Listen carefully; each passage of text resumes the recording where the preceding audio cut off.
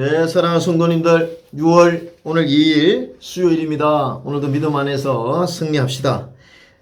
출애굽기 오늘 2장 6절, 열고 그 아이를 보니 아기가 우는지라 그가 그를 불쌍히 여겨 이르되 이는 히브리 사람의 아기로다.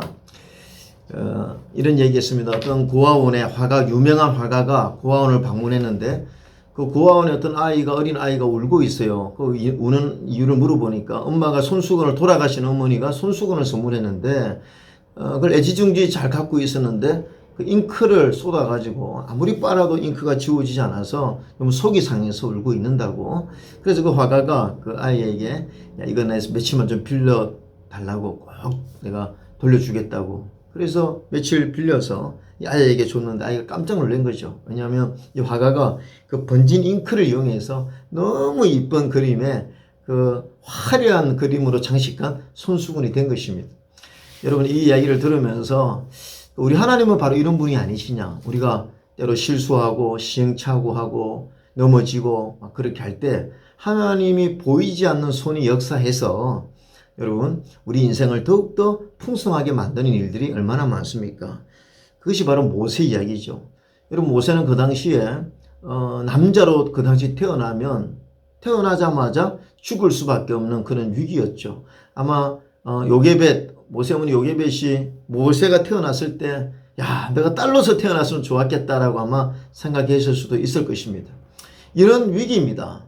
그런데 뭐 여러분 성경에 잘 알다시피 요게벳이 석 달을 키우고 또 이 아이가 너무 커서 키울 수 없었을 때에 나일강에 띄워보내지 않습니까?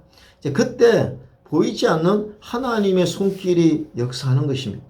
그래서 이 모세를 위대한 하나님의 사람으로 쓰고 요게벳의 가정을 하나님이 축복하시는 거죠. 이 나일강에 갈대 상자를 띄웠을 때 여러분 하나님이 보이지 않는 손길이 어떻게 역사했습니까? 그 당시 이 바로의 딸 공주 투트모스 1세의 문안동녀 외딸인 하셉수트가 이 바로의 딸이었는 공주 문안동녀 딸이었는데 그는 그 남편 투트모스 2세에게 왕위를 양도했지만 왕 못지않은 권세를 가지고 있었죠. 원래는 딸이 하나 있었는데 딸이 죽은 것입니다.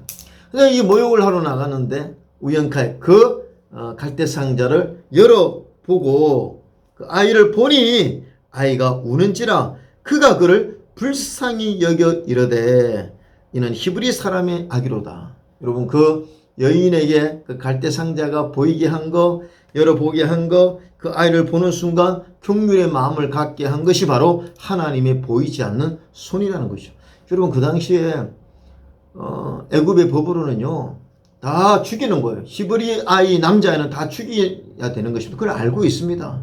그런데도 하나님이 이렇게 이 아이를 사랑하는 마음, 불쌍히 여기는 마음을 이 공주의 마음에 불어넣어 주신 것은 바로 하나님의 보이지 않는 손길이라는 거죠. 그리고 우리 인생도 마찬가지입니다. 우리가 때로 위기를 당하고 어려움을 당하고 또 실수를 하고 또 고난에 처할 때 하나님의 보이지 않는 손이 역사해서 오히려 전화위복되는 그런 우리 인생이 얼마나 많습니까? 여러분, 시편 139편 9절에 내가 새벽 날개를 치며 바다 끝에 가서 거주할지라도 거기서도 주의 손이 나를 인도하시며 주의 오른손이 나를 붙드시리이다. 여러분, 주님의 오른손이 내가 어디에 있든지 새벽 날개를 치고 바다 끝에 가서 거할지라도 우리를 붙든다고 그러지 않았습니까? 하나님의 성도님들, 오늘도 보이지 않는 손이 우리 하나님 교회와 우리 성도님들의 삶, 우리 가정을 지켜주고 있는 줄로 믿습니다. 오늘 이런 믿음으로 보이지 않는 주님의 그 손 바라보면서 오늘도 믿음으로 승리하는 여러분 되시기를 주님의 이름으로 축원합니다.